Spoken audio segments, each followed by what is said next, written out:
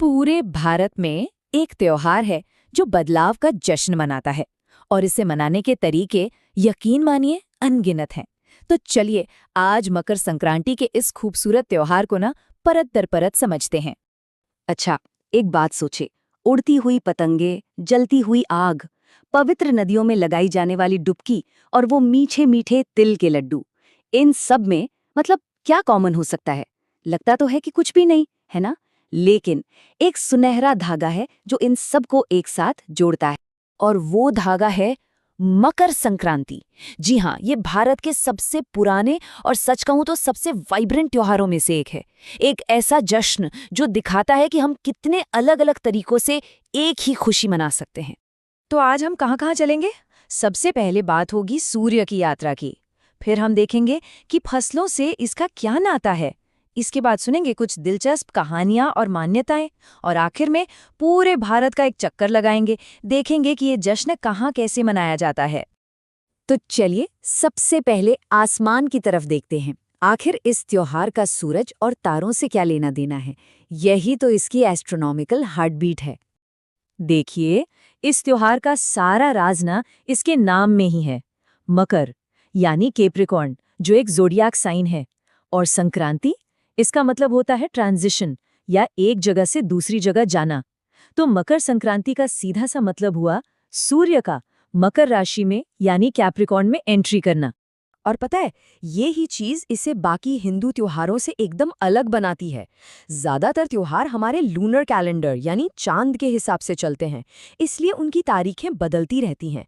पर मकर संक्रांति ये तो सोलर कैलेंडर पर बेस्ड है, सूर्य के हिसाब से, और इसीलिए ये हर साल लगभग एक ही तारीख को आता है, 14 या 15 जनवरी।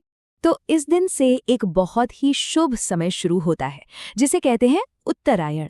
ऐसा माना जाता है कि इस दिन से देवताओं का दिन शुरू हो जाता है। इससे पहले के जो 6 महीने थे वो दक्षिणायन कहलाते हैं, यानी देवताओं की रात। तो एक तरह से ये त्योहार लंबी अंधेरी रातों को बाय बाय कहने और लंबे चमकीले दिनों का वेलकम करने का जश्न है। तो ये तो हुई आसमान की बात। अब जरा जमीन पर आते हैं। देखते हैं कि सूरज की ये यात्रा हमारे खेतों और फसलों के लिए इतनी इम्पोर्टेंट क्यों है। अगर इसकी आत्मा को समझें तो मकर संक्रांति असल में एक हार्वेस्ट फेस्टिवल है, एक किसानी त्योहार।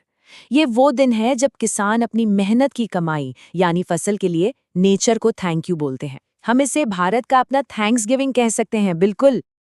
और इस त्योहार का असली स्वाद वो तो ताजी ताजी कटी फसलों से ही आता है। गन्ना, नए चावल, तिल और गुड़। ये सिर्फ खाने की चीजें नहीं है, ये इस जश्न की जान है। इन्हीं से तो वो सारे पारंपरिक पकवान बनते हैं। भगवद गीता का ये श्लोक हमें यही तो याद दिलाता है कि हमारी जिंदगी कुदरत के साइकिल से कितनी गहराई से जुड़ी हुई है।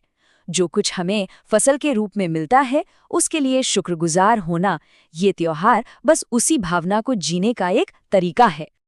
और पता है, इन पकवानों के पीछे भी बड़े प्यारे मैसेज छिपे हैं।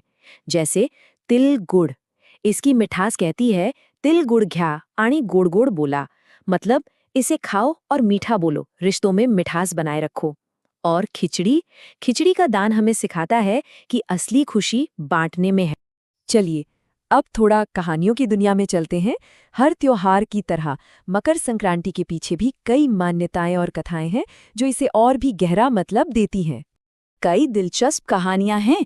एक कहती है कि इस दिन सूर्य देव अपने बेटे शनि से मिलने जाते हैं, जो हमें फैमिली बॉन्ड्स की याद दिलाता है। एक और कथा है देवी संक्रांति की, जिन्होंने एक राक्षस का वध किया था, यानी बुराई पर अच्छाई की जीत। पर शायद सबसे जानी मानी कहानी जुड़ी है महाभारत के महान योद्धा भीष्म पितामह से। कहते हैं कि भीष्म पितामह को अपनी मर्जी से मृत्यु को गले लगाने का वरदान था। महाभारत के युद्ध में बाणों की शया पर लेटे होने के बावजूद उन्होंने अपने प्राण नहीं त्यागे।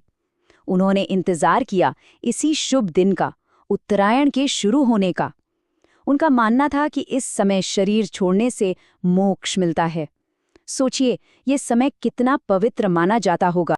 इसी आध्यात्मिक महत्व के चलते इस दिन पुण्य कमाने के लिए 2 काम जरूर किए जाते हैं। पहला है स्नान। लोग गंगा, यमुना जैसी पवित्र नदियों में डुबकी लगाते हैं। माना जाता है कि इससे सारे पाप धुल जाते हैं। और दूसरा है दान। कहते हैं कि इस दिन किया गया दान, चाहे वो अनाज हो या तिल, उसका पुण्य कई गुना ज्यादा मिलता है। तो अब चलते हैं इस त्योहार के सबसे मजेदार, सबसे रंगीन हिस्से की तरफ। देखते हैं कि हमारा देश भारत इस एक त्योहार को कितने अलग-अलग और खूबसूरत अंदाज में सेलिब्रेट करता है। और सच कहूं तो यहीं पर भारत की असली खूबसूरती दिखती है। नाम बदल जाते हैं, तरीके बदल जाते हैं, पकवान बदल जाते हैं, पर वो खुशी, वो जश्न मनाने का जज्बा, वो हर जगह, हर किसी में एक जैसा रहता है।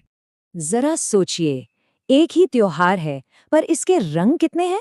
अगर आप गुजरात में हैं तो आसमान में सिर्फ पतंगे दिखेंगी। तमिलनाडु में मीठा पोंगल बन रहा होगा, सूर्य देव को थैंक यू कहने के लिए। असम में माघ बिहू के बड़े बड़े भोज चल रहे होंगे। और पंजाब में, वहां तो लोहड़ी के अलाव के चारों तरफ भांगड़ा और गिद्दा हो रहा होगा। यही तो है हमारी संस्कृति का कमाल। पर इन सारे अलग-अलग सेलिब्रेशंस में कुछ धागे कॉमन हैं, जो इस त्योहार को एक पहचान देते हैं। जैसे आसमान में ऊंचा उड़ने की ख्वाहिश दिखाती पतंगे, नेगेटिविटी को जलाकर गर्मी और रोशनी देने वाले अलाव, रिश्तों में मिठास घोलने वाली मिठाइयाँ, और सबसे ज़रूरी, अपनी ज़मीन और अपने मवेशियों के लिए सम्मान। तो आखिर में मकर संक्रांति है क्या? ये एक ट्रांजिशन का सेलिब्रेशन है। सर्दी से बाहर की तरफ एक कदम, अंधेरे से रोशनी की तरफ एक छलांग, और एक फसल के बाद एक नई शुरुआत का उत्सव। सीधे शब्दों में कहें तो ये उम्मीद का त्योहार है। और ये जो सूरज की वापसी का जश्न है ना, ये सिर्फ भारत में ही नहीं है, ये एक यूनिवर्सल फीलिंग है। और यहीं पर एक सवाल छोड़ना चाहूंगा, सोचिएगा जरूर कि दुनिया भर की बाकी संस्कृतियां सूरज की इस वापसी का, रोशनी के इस वेलकम का जश्न और कैसे कैसे मनाती होंगी।